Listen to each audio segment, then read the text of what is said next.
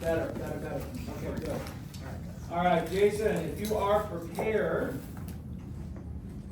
So what are you doing? I don't know, I just want to understand, I don't want you to be a distraction.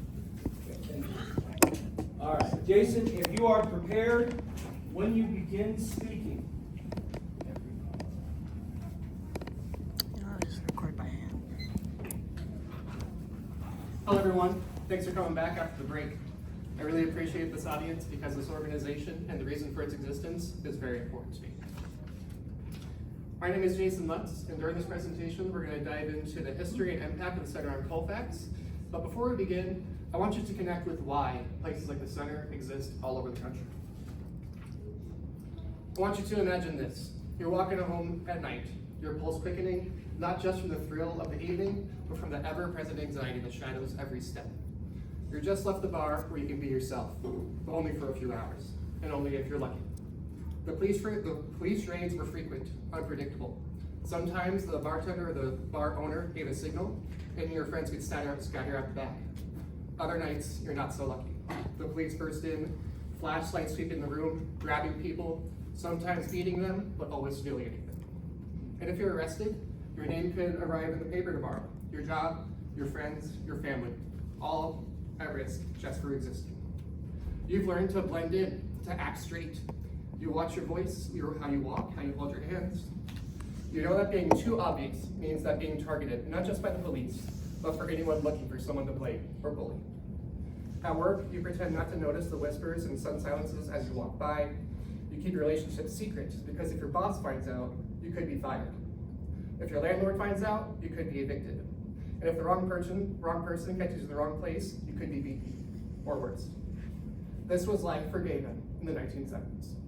There was a time when simply being yourself was an act of defiance, when every night out carried with it the risk of violence, and you brought that weight into hiding who you truly were every day. But there was also a time when people began to fight back, to demand respect, to demand justice, and to live without fear. That's the story I want to share with you today, how the activism of 5 Friends evolved into one of the largest and most impactful organizations of its kind. Let's begin by revisiting civil activism in the late 60s and early 70s. In 1964, the Civil Rights Act was passed, outlawing employing discrimination based on race, color, religion, or national origin, but not sexuality. A few years later, 1967, interracial marriage was federally recognized. And in 1969, the Stonewall Uprising is considered the start of the gay liberation movement, when Marsha P. Johnson famously threw the first brick at police during a raid at the Stonewall Inn. In 1979, the White Night riots erupted in response to a lenient sentence, less than 8 years in prison for the murder of Harvey Milk, America's first openly gay man elected in public office. It's also worth pointing out that it wasn't until 2020 that the Supreme Court finally ruled that under Title VII, under the Civil Rights Act, that also protects employees from discrimination based on sexual orientation and gender identity. And in response to the social political climate of the times, these 5 friends, Gerald Garash, Lynn Tamlin, Terry Magan, Jane Dundee, and Mary Sassatelli, met one evening to discuss liberation for the gay community of Denver. They founded the Gay Coalition of Denver, or the GCD. This was the earliest iteration in the liberation movement that would eventually manifest as the Center on Colfax. Their mission was to engage, empower, enrich, and advance the lesbian, gay, bisexual, transgender community of Colorado. In the beginning, they hosted workshops in secret within the homes of coalition members, educating the community about their rights and how to protect themselves. They officially incorporated in 1967 as the Gay Community Center of Colorado, but eventually changed to the Center to be more inclusive. In 2010, the Center on Colfax opens its doors in Capitol. Today, the Center has over 24 employees. Last year, over 950 volunteers contributed, and they received donations from various organizations, such as the Colorado Health Foundation, and local businesses, and people like you and me. Since its inception, the Center has become the largest center of its kind in the Rocky Mountain region. They host a variety of programs and events, the largest of which is Denver Pride.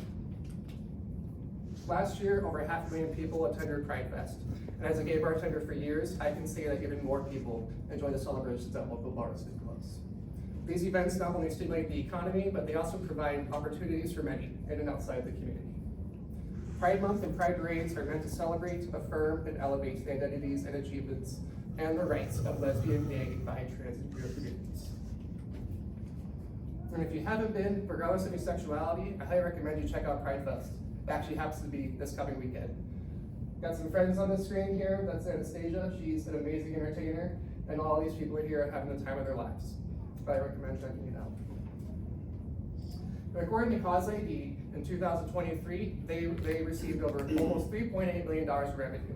And it's worth pointing out that 83% of contributions are directed back into community programs, and the other 17% are retained for salaries for staff, so they live or they earn a living wage.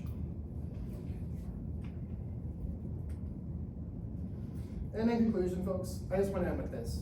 I believe deeply that we all should be allowed to be fully ourselves, to love who we love, and enjoy the same affordances during a journey in life, liberty, and the pursuit of happiness.